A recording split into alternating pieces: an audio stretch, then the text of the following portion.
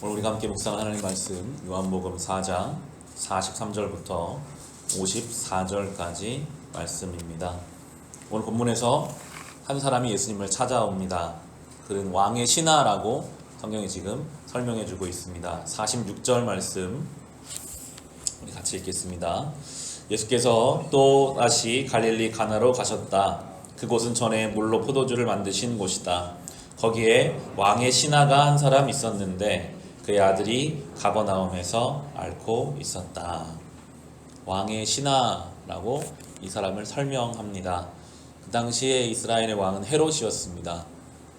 로마의 편에 붙어서 철저히 자기의 기회를 붙잡았던 사람, 신앙 양심도 없고 오직 자기의 이익을 추구했던 사람이 헤롯이고, 그의 신하도 아마 비슷한 유형의 사람이었을 것입니다. 내 나라, 내 양심, 내 신앙을 버려서라도 나는 권력을 취하고 돈을 취해서 내 인생을 잘 되게 해보리라.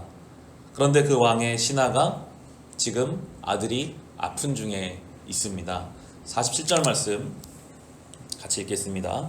그 사람은 예수께서 유대에서 나와 갈릴리로 들어오셨다는 소문을 듣고 예수께 와서 제발 가버나움으로 내려오셔서 아들을 고쳐주십시오 하고 애원하였다. 아들이 거의 죽게 되었기 때문이다.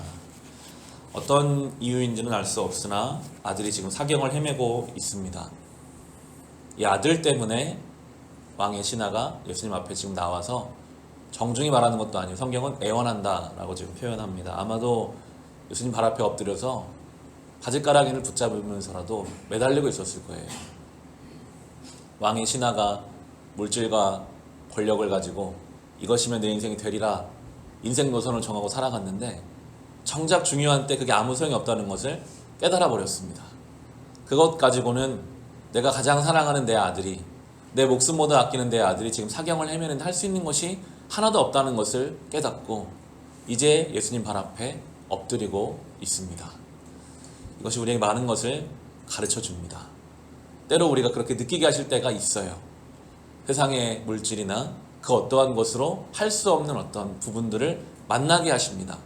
정작 중요한 것은 오직 주님 발 앞에 엎드려야만 해결된다라는 것을 우리에게 철저하게 깨닫게 하시는데요. 바꿔서 생각하면 이 왕의 신하는 아들이 아프지 않았다면 예수님 발 앞에 오지 않았을 사람입니다. 그렇게 살았겠죠. 성경적으로 보면 지금 이 아들이 아픈 것이 이 사람은 주님께 나올 큰 은혜의 단계가 되고 도구가 됩니다.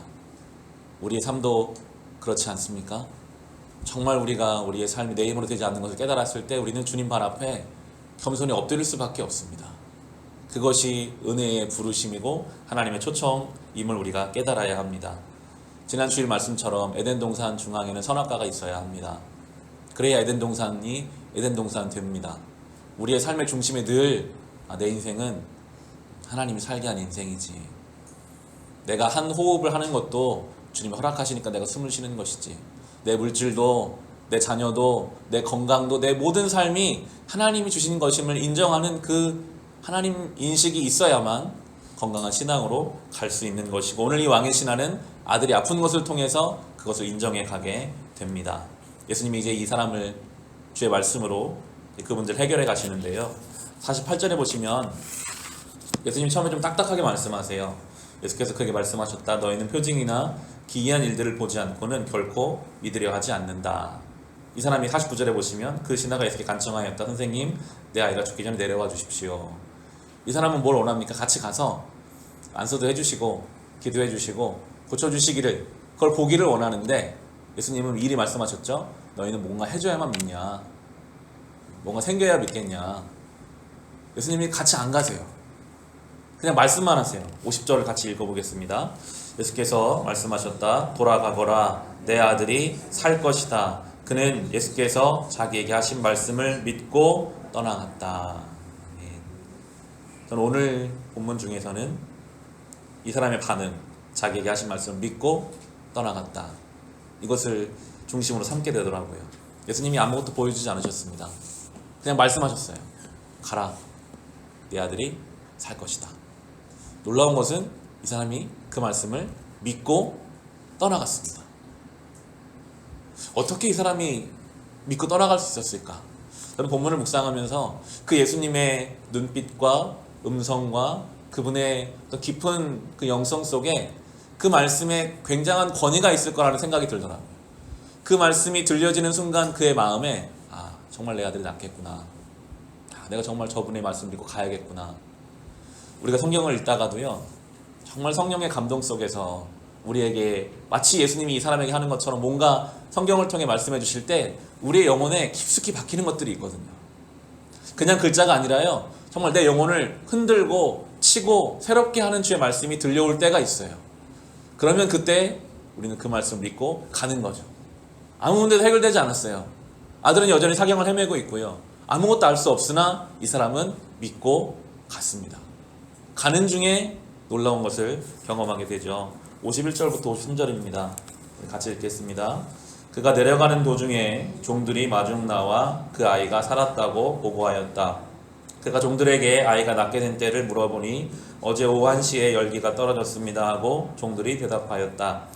아이 아버지는 그때가 예수께서 그에게 내 아들이 살 것이다 하고 말씀하신 바로 그 시각인 것을 알았다. 그래서 그와 그의 온 집안이 예수를 믿었다.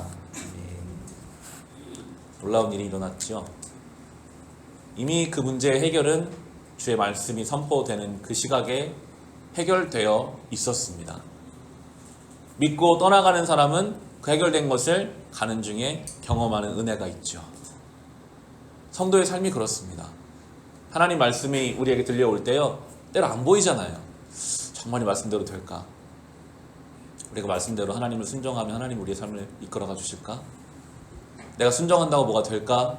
그런데 그 말씀이 우리에게 들려오면 그 말씀 믿고 떠나가는 순간 하나님은 일하고 계시거든요. 그것이 우리의 성도의 삶의 믿음입니다.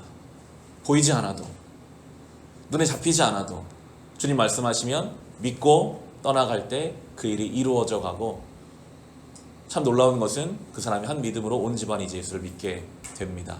오늘 이 이야기의 시작은 두려움과 무너짐과 절망 속에 시작했습니다. 열심으로 내가 그렇게 살았는데 남은 건 아들의 죽음. 할 수 있는 게 하나도 없는 이 절망과 허망함 속에 시작했던 이 사람의 이 이야기가 끝에는 회복과 치유와 온 가족의 구원으로 마무리되어 갑니다. 이것이 복음의 역사를 우리에게 말해주거든요.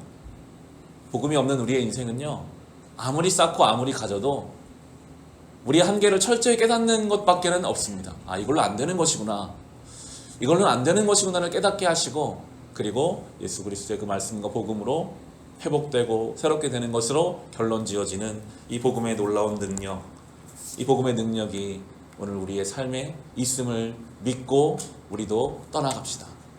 이 말씀을 믿고 우리의 삶을 주님께 맡기고 그 믿음 발걸음으로 이 하루를 살아가는 동안 주님의 일하심을 철저히 경험하고 누리실 수 있으시기를 주님의 이름으로 축원합니다.